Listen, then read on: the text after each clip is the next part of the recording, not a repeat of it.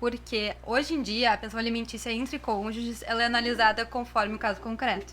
Então, não, às vezes o cliente vem aqui, quer pensão para sempre, e a gente já adianta qual é o atual entendimento da jurisprudência. E o nosso papel, até em casos de alienação parental, voltando um pouquinho, também é para alertar os clientes que podem estar praticando atos de alienação parental. Então, nesse caso, a gente alerta eles das condutas deles, assim como a gente alerta nesses casos de pensão.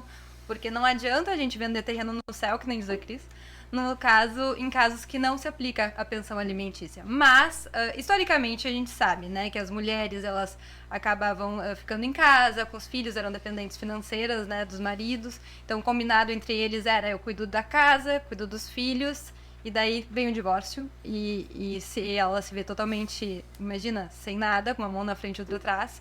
Então, hoje em dia, o entendimento do judiciário, ele tem sido pela transitoriedade dos alimentos, porque uma mulher de 35 anos que se divorcia, e acontece mesmo, né? Às vezes tu tá com a expectativa que nunca vai se divorciar, o combinado com o marido era de cuidar dos filhos, e é válido também, né? Porque é bem desgastante também.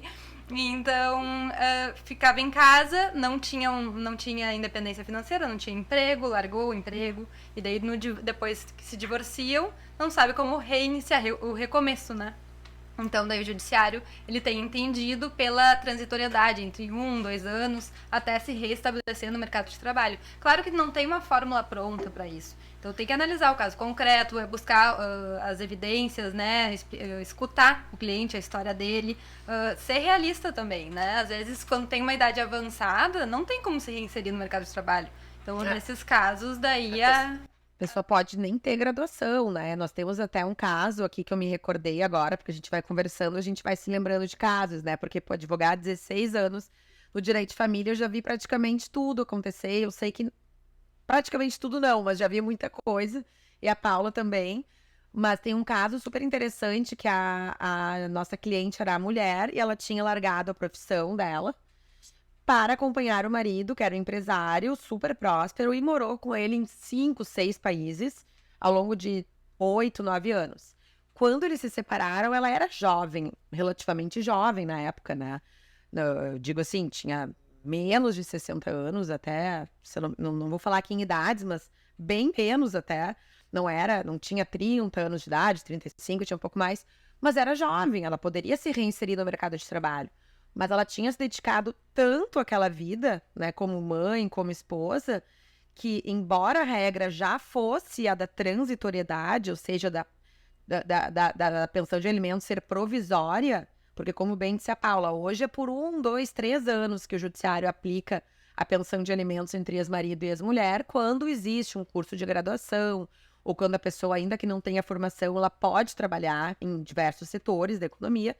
Mas naquele caso ficou tão escrachado ali, né, que ela realmente tinha abdicado de toda a vida dela profissional, que o magistrado decidiu, depois de longos anos de processo, que sim, que ela deveria receber pensão de alimentos de forma perpétua, né? Eu faço aspas aqui no perpétua, porque tem alguns limitadores, né? Se ela se casa novamente, passa a ter uma nova união estável, muito possivelmente ela perde aquela pensão de alimentos. O ex-marido pode vir a pleitear a cessação, a exoneração daquela pensão paga.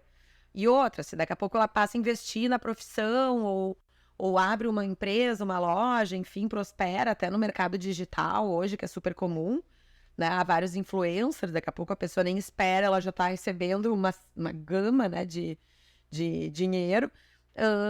O ex-marido poderia também ser exonerado da pensão de alimentos, do pagamento, sim. Mas se o contexto continuasse aquele, não haveria um período. Ela receberia, e como hoje segue recebendo, porque já faz mais de 10 anos isso, segue recebendo religiosamente a pensão de alimentos. Então, vejam, né, isso é bem legal a gente exemplificar, que não existe uma regra, né?